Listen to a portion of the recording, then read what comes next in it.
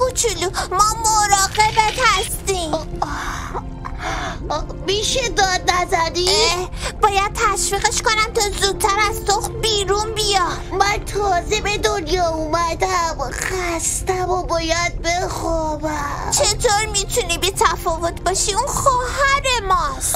خب من چی کار میتونم براش بکنم؟ تشویقش کن، به حمایت ما نیاز داره. هیچ کس منو تو رو تشویق نکرد تا به دنیا بیای. اونم باید یاد بگیره خودش کاراشو انجام بده. ما یه خانواده هستیم، باید مراقب هم باشیم. اون خواهر ماست. من و تو به عنوان برادرش باید کمکش کنیم. زود باش، همراه من تشویقش کن. آفرین، تو هم میتونی مثل ما از تخم بیرون بیای. یه بار دیگه با خودت مرور کن. تو یه ماهی کوچولو هستی که باید زودتر به دنیا بیای. باید یه بار دیگه مرور کنم. من یه ماهی کوچولو هستم که هنوز به دنیا نیومده. من توی تخم هستم و باید زودتر برم بیرون. نباید بترسم، باید شجاع باشم. ولی من میترسم.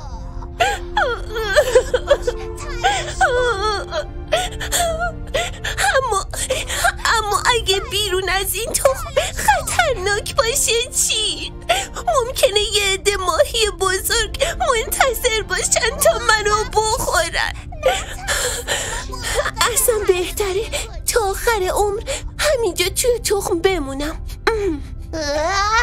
چقدر گریه میکنه، حوصله‌ام داره سر میره. اون میترسه، فکر میکنه اینجا خطرناکه. خب بهش بگو اینجا هیچ خطری نداره، فقط خیلی تاریکه. اگه بفهمه اینجا تاریکه ممکن اصلا بیرون نیاد. پس یه کاری بکن که زودتر ساکت بشه، چون گریه هاش واقعا داره اعصابمو خورد میکنه. میبینی که بیکار نیستم، دارم تلاش میکنم ترسشو کنار بذاره و از تخم بیرون بیاد. اما کمکات بیفایده است و اون هنوز داره گریه میکنه. بهتر نیست به جای قر زدن تو هم یکم کمک کنی تا خواهرمون دیگه گریه نکنه؟ کمکش کنم؟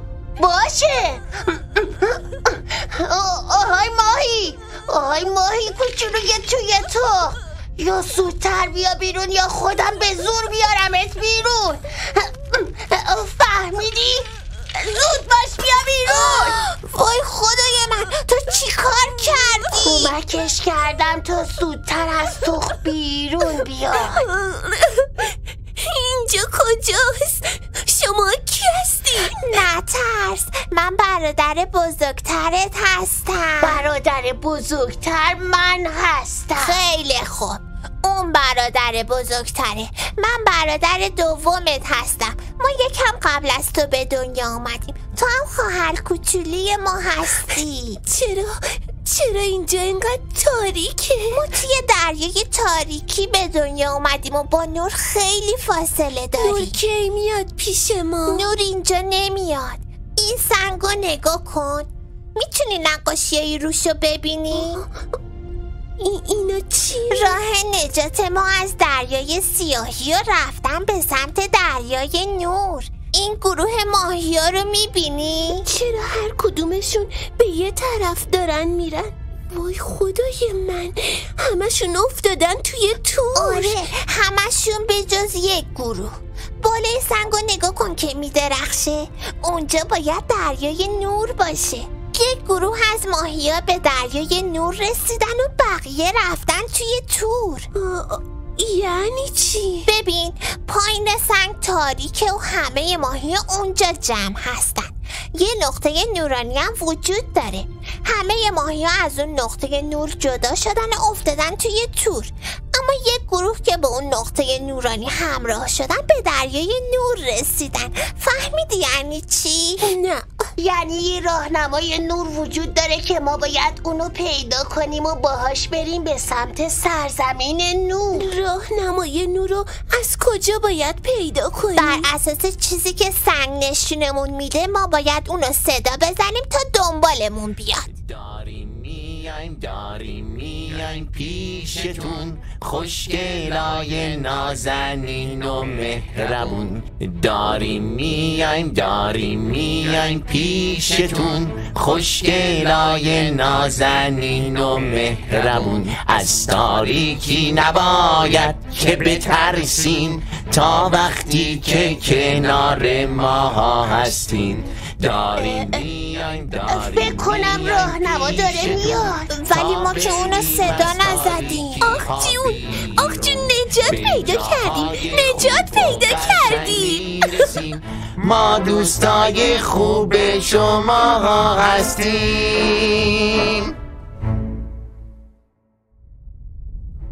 سلام بچه ها. سلام کوچوله های نازنین. سلام بر شما نوگل های باغ زندگی که ستاره بس دیگه.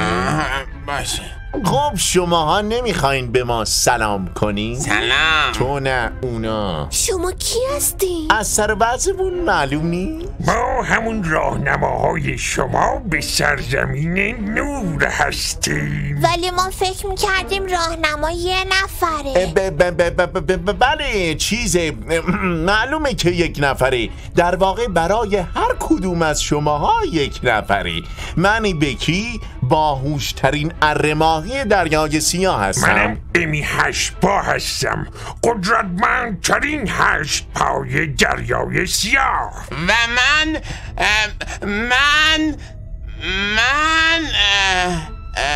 اسم من چی بود؟ سمی.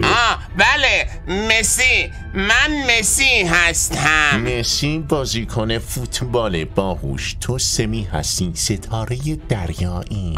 بله من مسی بازیکن فوتبال و ستاره دریاها هستم.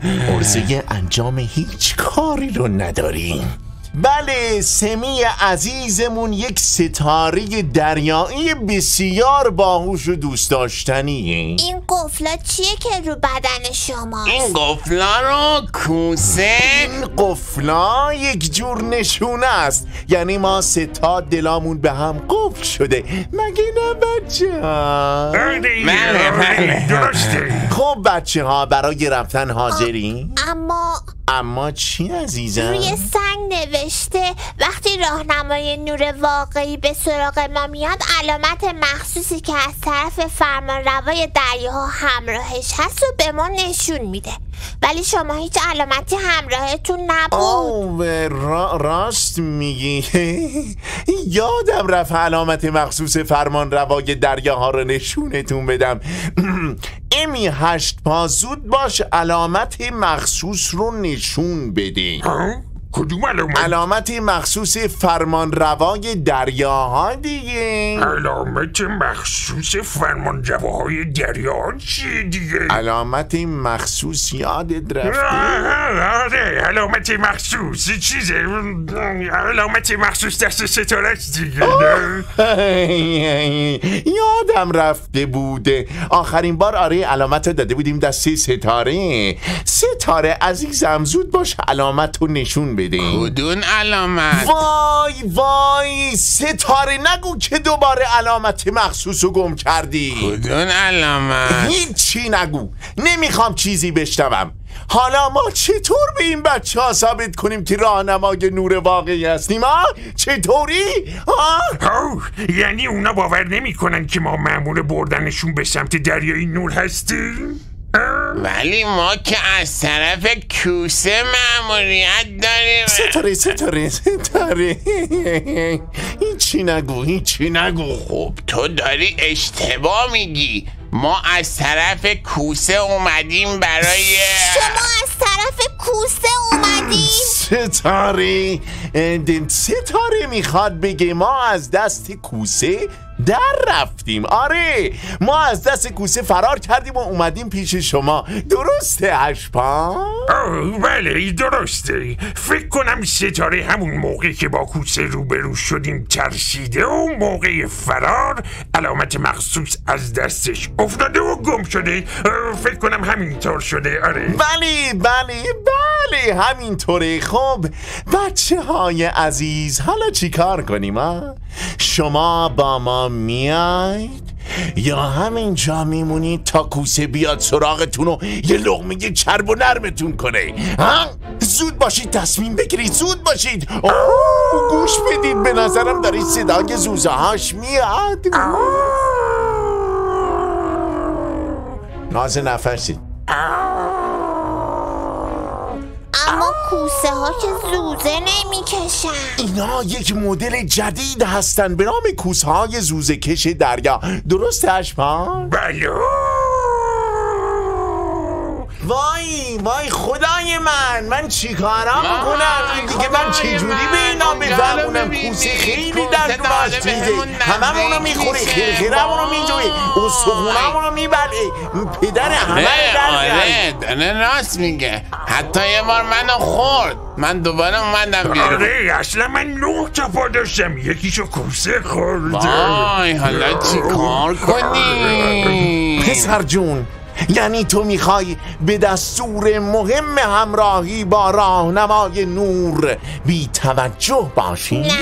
پس زودتر را بیفت تا آره بریم. ماهی، اگه نمیخواد بیاد بذار همینجا بمونه غذای کوسه ها بشه. کوسه ها بخورن. نه اشبا، من نمیتونم این ماهی رو تنها بزنم. اما راجو اما نداری، یا با من میاد یا من اینجا میمونم. داداشی بیا زودتر بریم. ولش کنین، شاید دوست داره غذای کوسه بشه. داداشی اگه تو نیایی منم نمیرم، همینجا میمونم تا کوسه منم بخوره.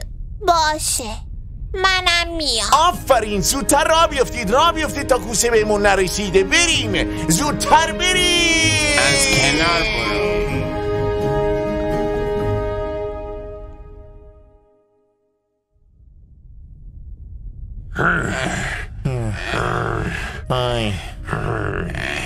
فکر کنم اینجا جامون امنه. یکم استراحت میکنیم تا شماها با هم خداحافظی کنید و بعد دوباره راه میافتیم. چرا از هم خدافزی کنی؟ چون طبق نشخه باید از هم جدا من بشیم. نمیخوام از برادرم جدا بشم. ما یه خانواده هستیم و هیچ وقت از هم جدا نمیشیم. منم این دفعه با نظرشون موافقم. اگه ما با هم باشیم کوسه خیلی راحت میتونه با بو کشیدن مسیرمون رو پیدا کنه و بهمون برسه. آره. و اون وقت چه اتفاقی میفته؟ یه دفعه هممونو میخوره. اما اگه از هم جدا بشیم کوسه نمیتونه هممونو دنبال کنه. پس شانس بیشتری برای زنده موندن داریم. ها؟ به نظرم نقشه خوبیه، منم موافقم. من تنهایی میترسم. نترس، من همراهت هستم. نقشه خوبی نیست؟ نگران نباشین، چون طبق نشخه در نهایت توی گوداله. توی دریای نور دوباره کنار هم جمع میشیم. پس جای هیچ نگرانی نیست. اگه کنار هم باشیم میتونیم کوسه رو شکست بدیم. کوچولو تا حالا کوسه رو ندیدی؟ اون خیلی بزرگه، زورش هم از همه ماها بیشتره. من که خیلی ازش میترسم. به جون خودم. کوسه ها بینی خیلی قوی دارن، میتونن بو بکشن و ما رو پیدا کنن. پس باید زودتر راه بیفتیم. راه دیگه ای نداریم، باید از هم جدا بشیم. بله زودتر خداحافظی کنید. داداشی خواهر کوچولو، قول میدم که توی دریای نور کنار هم باشی. قول مردونه. امی هشبا سمی ستاره، بهتون دیگه سفارش نمی کنم. حسابی هوای مهمونای کوچولومون رو داشته باشید. نقشرم که یادتون هست، درسته؟ خیالت راحت. آقا اجازه، من آخر نشخه رو یادمه، اما اولشو نه. میشه دوباره بهم بگین؟ بیا اینجا تا بهت بگم. خوب گوش بده، برای بار 100 که دارم بهت میگم. هر کدوم ما از یک مسیر را میفتیم. توی راه برای بچه ها لالایی میخونی تا بخوابن و کنار گودال سیاهی به هم میرسیم. خب ما که میخوایم به هم برسیم، خب چرا از هم جدا بشیم؟ ای خدا، برای این که اگه این 3 تا فسقلی با هم باشن ممکنه حرف بزنن و نخوابن و تمام نقشه‌هامون خراب بشه. فهمیدی؟ بله و از اولش هم فهمیده بودم. یادت باشه در طول مسیر حرف نزنی، چون مای کوچولویی که همراهته بیدار میشه. خیالت راحت باشه رفیق. خب با شمارش ما 3 نفر شعر خداحافظی رو میخونیم و راه میافتیم. حاضری؟ بله. 1 2 3. داریم میایم از جای دور، میریم به سرزمین نور. راه ما خیلی دوره اما اونجا پر نوره. دنیای ما تاریکه، سرزمین نور شیکه. دنبال نور میگردیم، با کوسه ما میجنگیم.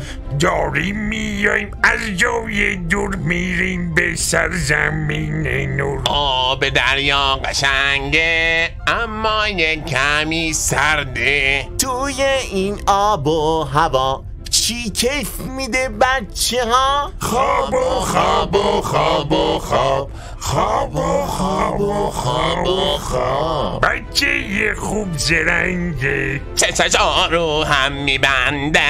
بچه یه خوب زرنگه، چشاشا رو هم میبنده.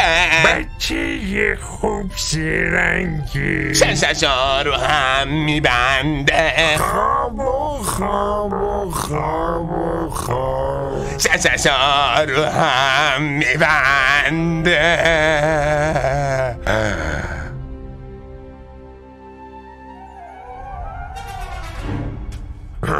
خیلی دیر شد، چرا ستاره نیومد؟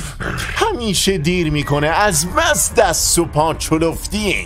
اونهاش داره میاد. پس پس ستاره بیا این طرف، بیا این طرف. این ورون. سلام. خیلی طول کشید تا این بخوابه. اصلا نمیخوابید که بچه بدیه. این که از همه زودتر میخوابید ستاره، چرا باید خیلی طول بکشه؟ چون با صدای بلند براش لالایی میخوندم. از دست تو ستاره. خیلی خوب، دیگه حرف نزن، ممکنه بیدار بشه. خوب حالا نقشه چیه؟ چند تا جلبک دریایی بیارید. این مایا رو توی اون جلبک ها میبندیم و میبریم برای جناب کوسه. من دلم براشون میسوزه. نگاهشون کن چقدر ناز خوابیدن. ستاره لطفا دوباره احساساتی نشو. ما درباره این نقشه سالها فکر کردیم. الان بهترین فرصت برای نجات پیدا کردن. آخه اینو خیلی کوچیکن. یادت رفته وقتی کوسه ما رو اسیر کرد و تبدیل شدیم به کارگراش چند سالمون بود؟ من اونقدر کوچیک بودم که پدرم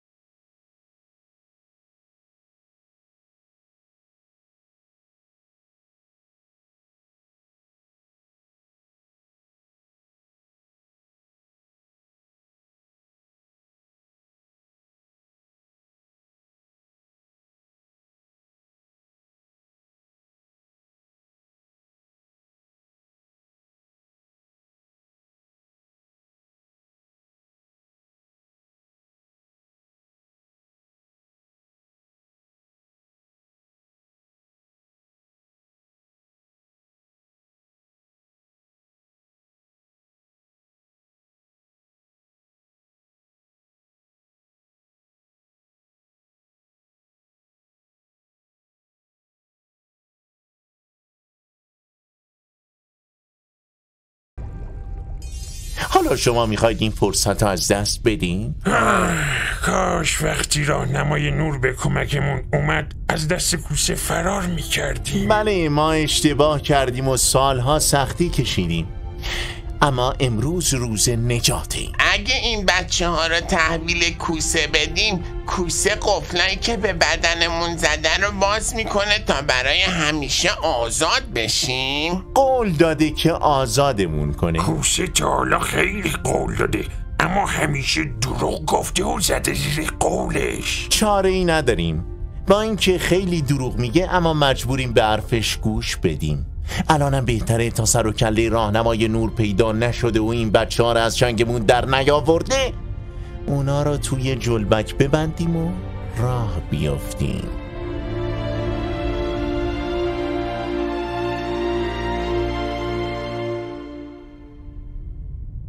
جناب کوسه، ما سالها افتخار اینو داشتیم که به عنوان کارگر در خدمت شما باشیم. 8 پا ادامه بدیم. بله، افتخار داشتیم که در خدمت شما باشیم. واقعا که چه روزهای خوبی بود. هیچ وقت از ذهنم پاک نمیشه. ستاره جانم. بله، ما خیلی ناراحتیم که داریم از پیش شما می رویم. خب اگه خیلی ناراحت هستید میتونید همینجا بمونید. نه قربونتون برم. نه یعنی دوست ندارید پیش من باشید؟ چرا قربان، دوست داریم، اما واقعیت اینه که ما داریم چیز میشیم. چی میشه؟ پیر. داریم پیر میشیم قربونتون برم. دیگه نمیتونیم اونطور که شما دوست داریم براتون کار کنیم. قربان، من دوست داشتم برای همیشه جوان و با انرژی باشم تا بتونم برای شما کار کنم، اما حیف که دارم پیر میشم. ستاره؟ بله. تو هم داری پیر میشی؟ من؟ نه. ستاره داری پیر میشی؟ من دارم میبینم. بله من دیگه دارم پیر میشم جناب کوسه. اگر ما رگنان بودیم و رفتیم، اگر نام روان بودیم و رفتیم.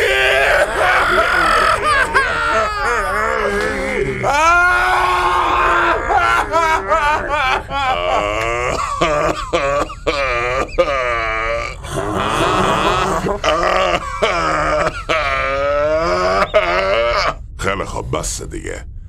ببینم کارگرایی که به عنوان جایگزین خودتون آوردین کیا هستن؟ ستاره؟ بله. برو و کارگرای جدید رو بیار. رو چش و چالم.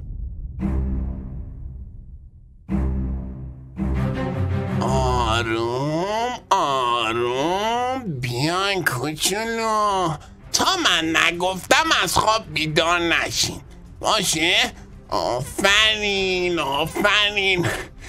قربان، اینم کارگرای جدید شما. اینا چیه؟ منو مسخره کردید؟ 3 تا بچه ماهی فسخلی به جای خودتون آوردید برای من؟ قربان اجازه بدید توضیح میدم. توضیح تو به چه درد من میخوره؟ چرا ما رو با این جلبک ها بستی؟ ساکت باش بچه جون، بعداً به توضیح میدم. وای خدای من، این دیگه چیه؟ جناب رئیس ما کوسه بزرگه. رئیس شما؟ ستاره چی میگه؟ گفتم ساکت باش، بعداً به توضیح میدم. تو به درد ما نمیخوره. تا فردا صبح بهتون فرصت میدم 3 تا کارگر قوی برای من پیدا کنید، اگر نه برای همیشه اینجا اسیر میمونید. ای مایرم بندازین تو قفس. شما به ما دروغ گفتی. 8 پا، این 3 تا بچه ماهی رو بنداز توی قفس تا ببینیم چیکار باید بکنیم.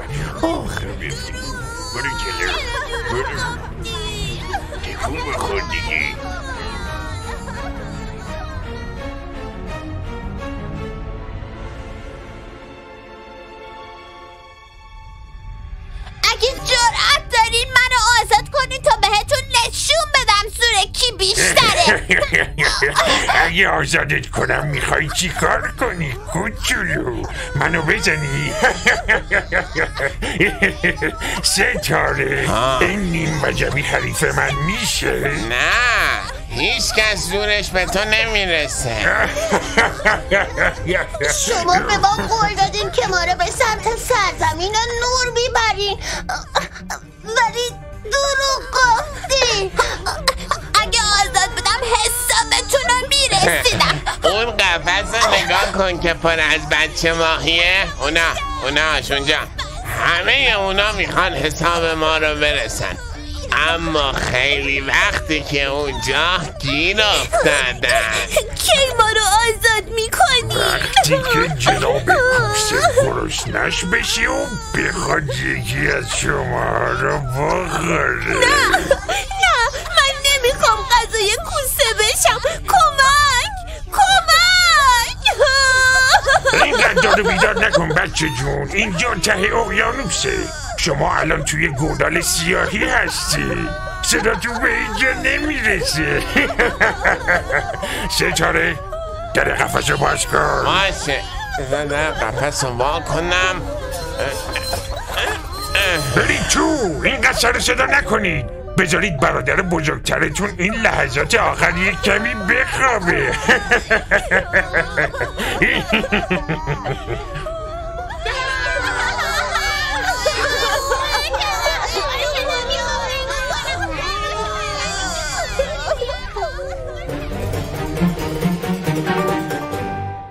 شما تازه اسیر شدین؟ چرا گول حرفاشونو خوردین؟ حتما به اینا هم گفتن که راهنمای نور هستن.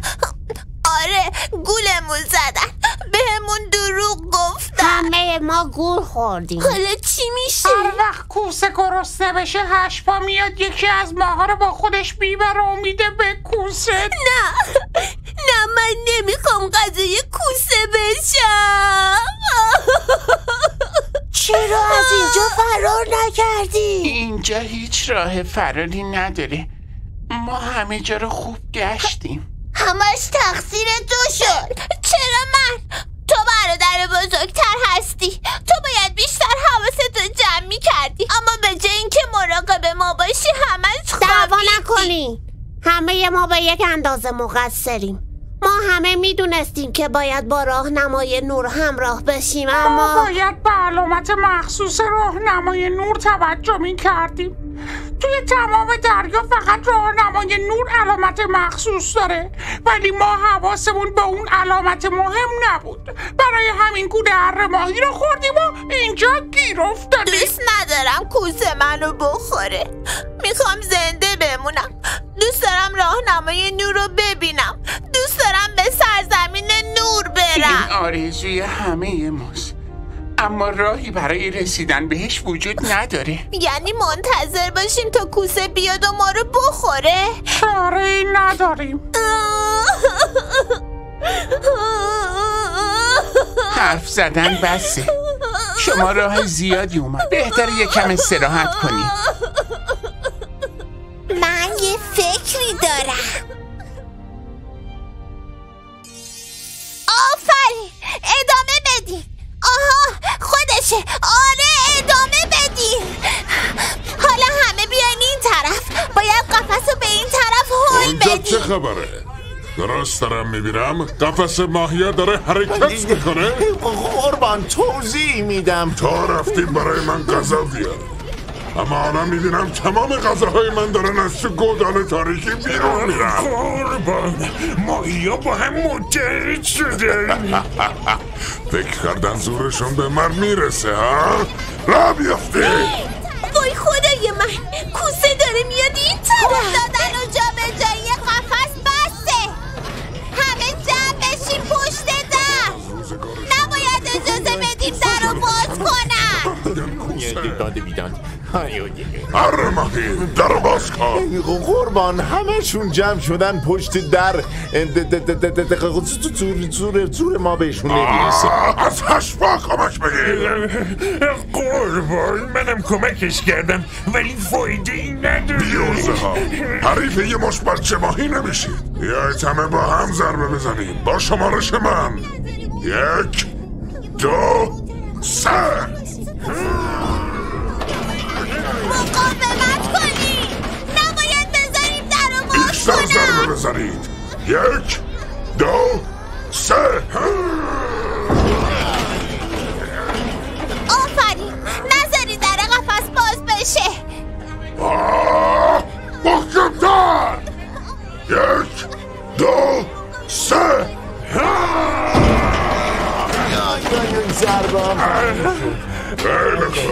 پای هشتم هم درد گرفت. قربان فایده ای نداریم. خیلی خوب، حالا که نمیذارن در باز کنیم جلوی بیرون رفتنشون از گودال تاریکی رو بگیریم. 8 ماه اون سنگا و جلبک ها رو بیار بزنیم جلوی قفس تا نتونن تکونش بدن. باشه ستاره بیا کمک. حالا چیکار کنیم؟ دیگه نمیتونیم از گودال بیرون بریم. باید راهنمای نور رو صدا بزنیم. اگه صداش بزنین جوابمونو میده. گوش بدین، همه ما اشتباه بزرگی مرتکب شدیم و به جای راهنمای نور واقعی با اره ماهی و 8 ماه و ستاره همراه شدیم. اما حالا پشیمونی. من مطمئنم اگه راهنمای نور رو از ته قلب صدا بزنیم به کمکمون میاد. حالا همه با هم بگین راهنمای نور کمکمون کن. راهنمای نور کمکمون کن. نباید ناامید بشیم، باید دوباره صداش بزنیم. همه با هم راهنمای نور کمکمون کن. فکر کردین راهنمای نور صدای شما رو میشنوه؟ شما ته گودال سیاهی هستید. صدای شما به هیچ جا نمیرسه. اره ماهی با اشباه به در ضربه بزنید.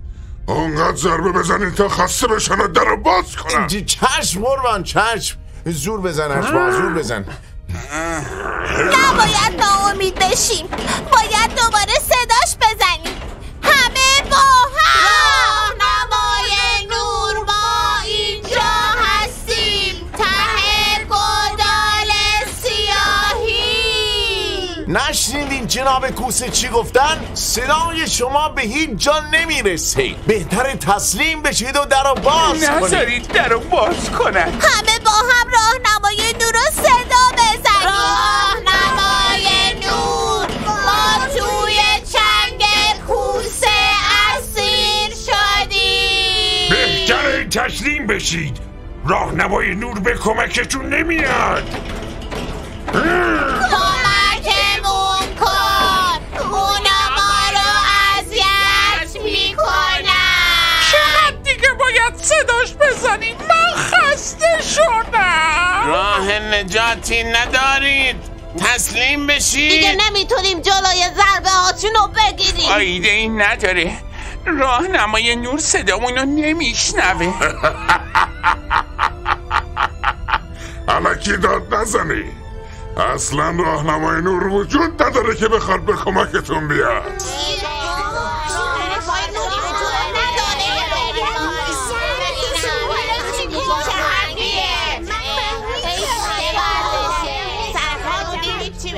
دروغ میگن، میخوان ما تسلیم بشیم. خواهش میکنم از پشت در کنار کوسه نرید. راست میگه. تا حالا هیچ کس راهنمای نور رو ندیده. اون اصلا وجود نداره. حرفاشونو باور نکنید.